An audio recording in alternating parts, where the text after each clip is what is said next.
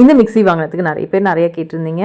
நான் ஒன்றே ஒன்று தான் சொல்வேன், ஒரு டைம் நம்ம ஒரு பொருளை இன்வெஸ்ட் பண்ணுறோம், அது நல்லதாக வாங்கிட்டோன்னா கிட்டத்தட்ட இது நான் இன்னும் ஒரு 15 வருஷத்துக்கு வச்சுக்க போகிறேன். ஸோ அது அப்படிங்கும்போது நல்லதாக வாங்கலான்னு வாங்கினது தான். ஒரு ₹2 நார்மலாக நம்ம ஒரு மிக்ஸி வாங்க போகிறதோட இது ஒரு ₹2 அதிகம் தான், நான் இல்லைன்னு சொல்லலை. ஆனால் ஒரு டைம் தாராளமாக நம்ம வந்து நல்லதாக வாங்கிக்கலாம். இதே பழைய மிக்ஸி பார்த்திங்கன்னா பெரிய பொண்ணுக்கு 2.5 வயசு இருக்கும்போது வாங்கினது, இப்போ 17 வயசு. ஸோ இது வரைக்கும் அந்த மிக்ஸி நல்லா உழைச்சாச்சு. இதுக்கப்புறமேட்டு சரி புதுசு வாங்கலாங்கிறதுனால தான் இந்த மிக்ஸி வாங்குச்சு. ஃபுட் ப்ராசஸர்லாம் பார்த்திங்கன்னா காலங்காலமாக ரொம்ப வருஷத்துக்கு முன்னாடி இருந்தே ஃபுட் ப்ராசஸர் இருக்குது. இப்போ ஒன்றும் புதுசு கிடையாது. ஸோ வந்து பெஸ்ட்டாக வாங்கணும் அப்படிங்கிறதுக்காக தான் நான் வந்து இந்த ஃபுட் ப்ராசஸர் இருக்கிறது பார்த்தது எனக்கு ரொம்ப பிடிச்சிருந்துச்சு. ஸோ ஒர்க்கும் பார்த்திங்கன்னா நல்லா வந்து பண்ணுது. சாப்பரு, அதுக்கப்புறமேட்டு மாவு பிசைறது எல்லாமே நல்லா பண்ணுது. ஜாரும் ஹேண்டில் பண்ணுறதுக்கு ரொம்ப ஈஸியாக இருக்குது. வாஷ் பண்ணுறதுக்கும் அதே மாதிரி ரொம்ப ஈஸியாக இருக்குது. ஸோ மிக்ஸி வாங்கணும்னு நினச்சா இது ஒரு பெஸ்ட் ஆப்ஷன் தான் நான் சொல்லுவேன்.